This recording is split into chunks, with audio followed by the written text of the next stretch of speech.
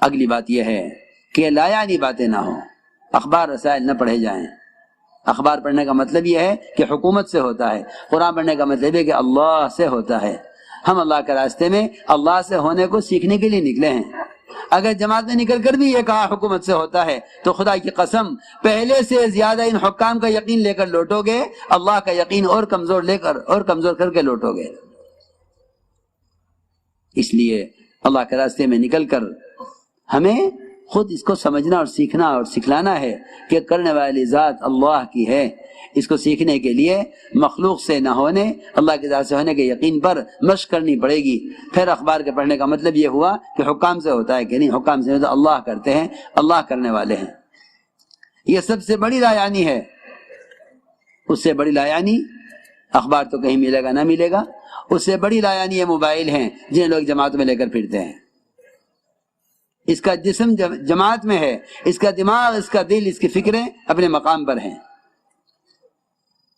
یہ کہنا کہ ہاں ٹھیک ہے وقت لگا لیں گے مگر تجارتی کام بھی ہو جائیں، میں عرض کر چکا ہوں کہ اللہ کا راستے میں نکل کر تجارت، یہی نہیں آپ کچھ خریدیں بیچیں۔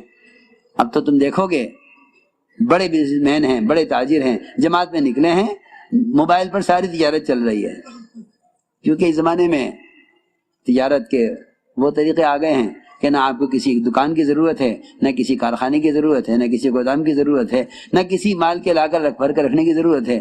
سنا یہ ہے کہ لوگ موبائل پر تجارت کر لیتے ہیں، چیز خرید بھی لیتے ہیں، بیچ بھی دیتے ہیں۔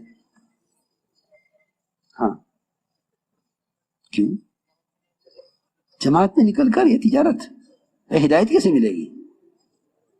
اس کے علاوہ جتنا اوقات کو ضائع کرنے والا اور جتنا ایمان کی حلاوت کو ختم کرنے والا اور جتنا فرشتوں کی آمد کو روکنے والا یہ موبائل ہے، خدا کی قسم اس سے بڑا فحش دنیا میں اب تک کوئی پیدا نہیں ہوا تھا، اس سے بڑا شیطان دنیا میں کوئی پیدا نہیں ہوا۔ یہ 100 شیطانوں کا ایک شیطان ہے جس سے جماعت میں ساتھی لے کر پھرتے ہیں اور سمجھتے ہیں کہ ہم بیانات ٹیپ کر کے پہنچا رہے ہیں، دین کی خدمت کر رہے ہیں۔ دین کی خدمت نہیں کر رہے، دین کے ساتھ کھیل کر رہے ہیں، یہ دین کے ساتھ کھیل کر رہے ہیں، یہ خیانت ہے۔ یہ دین کے ساتھ کھیل کرنا ہے کہ آوازیں ٹیپ کر کے پہنچانا اور سمجھتے ہیں کہ دین کی خدمت کر رہے ہیں۔ مجھے تعجب ان لوگوں پر جو بیانات ٹیپ کر کے پھیلاتے ہیں اور سمجھتے ہیں کہ ہم دین کی خدمت کر رہے ہیں۔ نہیں، یہ خدمت نہیں ہے، یہ خدمت نہیں ہے، بلکہ دین کی باتوں کو لے کر خود پھرو، یہ دین کی خدمت ہے۔ نشر و اشاعت کرنا اور آوازیں منتقل کرنا یہ تو رواجی چیزیں ہیں، ان سے ہدایت کے ملنے کا، تربیت کا اور علم کے پھیلنے کا تو کوئی سوال ہی نہیں ہے۔ یہ تو دھوکہ لگائے زمانے کے لوگوں کو کہ یہ بھی ایک طریقہ ہے، یہ کوئی طریقہ نہیں ہے۔ میں کل بھی عرض کیا تھا، میں نے نماز جیسا محدود وقت کا عمل، اسلام کا رکن فریضہ نماز، اس کے لیے جمع کرنے کے واسطے اگر ڈھول اور سارنگی اور آگ جلا کر لوگوں کو جمع کرنے کا ارادہ کیا تو آپ نے اس کو پسند نہیں فرمایا۔ بھائی یہودیوں کا طریقہ ہے، نصارہ کا طریقہ ہے، مجوس کا طریقہ ہے، ہمارا طریقہ یہ نہیں ہے کہ ہم اس پر آواز دے کر لوگوں کو نماز کے لیے جمع کریں۔ تم جا کر لوگوں کو نماز کے لیے بلا کر لاؤ، لو جی۔ اور اس زمانے کے لوگ ان حالات کو جو محض فحش سے اور گند سے بھرے ہوئے ہیں، انہیں دین کی اشاعت کا ذریعہ سمجھتے ہیں اور اسے کرنے کو دین کی خدمت سمجھتے ہیں۔ کہ ہم خدمت کر رہے ہیں، کہ آپ کی بات وہاں پہنچا رہے ہیں۔ ہمیں ان لوگوں سے بالکل اتفاق نہیں ہے اور ان لوگوں کے اس کام سے بالکل خوشی نہیں ہے جو دین کی باتوں کو ٹیپ کر کر کے پھیلاتے ہیں۔ یہ طریقہ نہ اسلام کا ہے، نہ سنت کا ہے، نہ یہ دعوت کا مزاج ہے۔ ہمارے جیسے کہ ملفوظات میں ہے کہ ہمیشہ اس کام کو آلات اور رواجی شکلوں سے، اخبار اور رسائل سے اس کام کو بچانا ہے، کیونکہ اس کام کا مقصد احیاء سنت ہے اور یہ چیز خلاف سنت ہے۔ بس سب بات ہے، لا یعنی باتیں ہرگز نہ کیجو۔ احد کے میدان میں صحابی شہید کیے گئے، احد کے میدان میں صحابی شہید کیے گئے اور ان کی لاش کو وہاں سے اٹھا کر ان کے گھر پہنچایا گیا۔ حضور اکرم صلی اللہ علیہ وسلم تشریف لے گئے ان کے گھر اور آپ نے ان کے گھر والوں کو تسلی دی۔ ان کی والدہ بیٹھی ہوئی تھی لاش کے پاس، ان کے چہرے سے مٹی پہنچتے ہوئے کہنے لگی، میرے بیٹے تمہیں جنت مبارک ہو، تمہیں جنت مبارک ہو۔ آپ نے ہمارے ان کی والدہ سے، تم نے اس کو کیسے جنتی کہہ دیا؟ تمہیں کیا معلوم کہ اس نے اللہ کے راستے میں نکل کر بیکار بات کی ہو؟ ذرا اندازہ تو کریں ہم. تعلیم ہو گئی، اب بیٹھے ہیں، دکان پہ کسی چھوڑ کر آئے تھے، کھیت کا کیا حال ہے، تم گھر میں کسی چھوڑ کر آئے، گھر والی کا کیا حال ہے، گھر کی باتیں شروع ہو گئی. اور وہاں احد کے میدان میں جبکہ شہید کے خون کا قطرہ پہنچتا نہیں زمین پر، اس سے پہلے اس کی مغفرت کر دی جاتی ہے. شہداء احد کے اور صحابی. اور آپ کیا فرمائیں ان کی والدہ سے، تم نے اس کو کیسے جنتی کہہ دیا؟ تمہیں کیا معلوم اس نے دو کام اللہ کے راستے میں نکل کر کیے ہوں، ایک لا یعنی باتیں کی ہوں، یا دوسرا کام یہ کہ کوئی لوٹا، کوئی چادر، کوئی لاٹھی، کوئی ضرورت کی چیز کسی کو دینے سے انکار کر دیا ہو جس کے دینے میں اس کا کوئی نقصان نہیں تھا. یہ بھی فرمایا ساتھ میں. ساتھی کہتے ہیں میرا لوٹا ہے تو میری چادر ہے.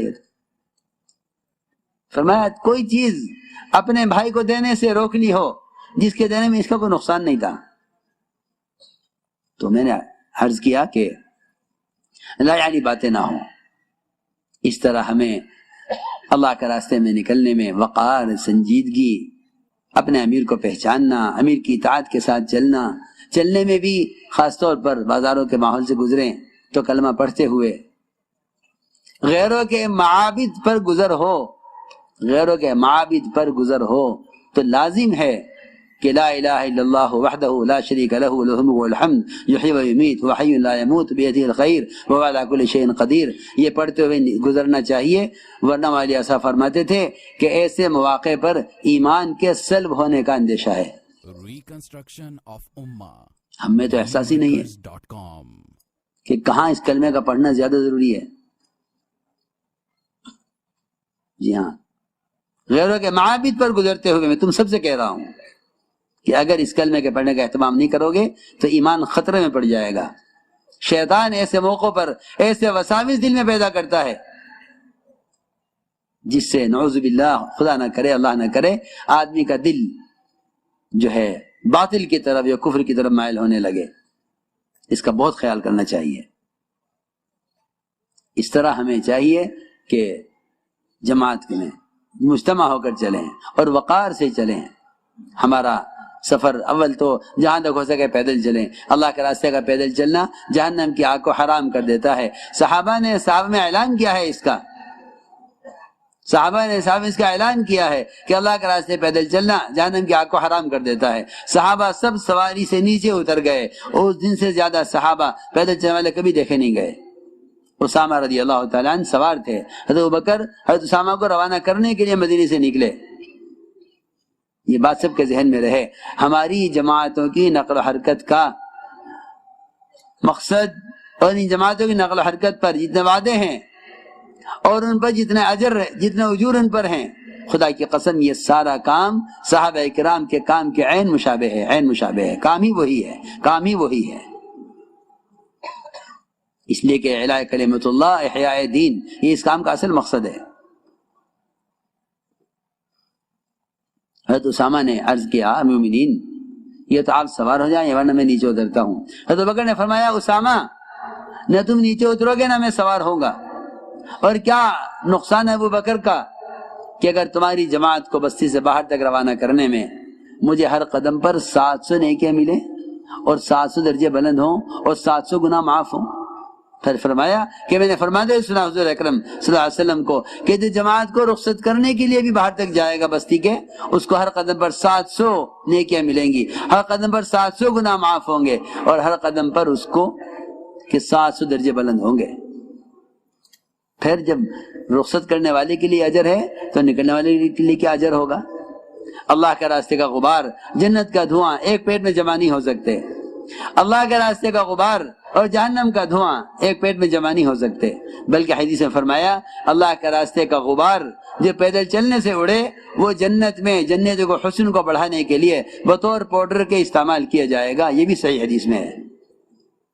ایک روایت میں تو یہاں تک فرمایا کہ جو اللہ کے راستے میں وفات پا جائے، اللہ کا بڑا فضل ہے، کرم ہے کہ ہماری جماعتیں ملکوں میں جا کر وفات پا رہی ہیں، وہاں دفن ہو رہی ہیں. یہ دین کی حیات کا سب سے بنیادی ذریعہ ہے. میں تو خوشخبری دیتا ہوں ان خاندانوں کو، میں تو خوشخبری دیتا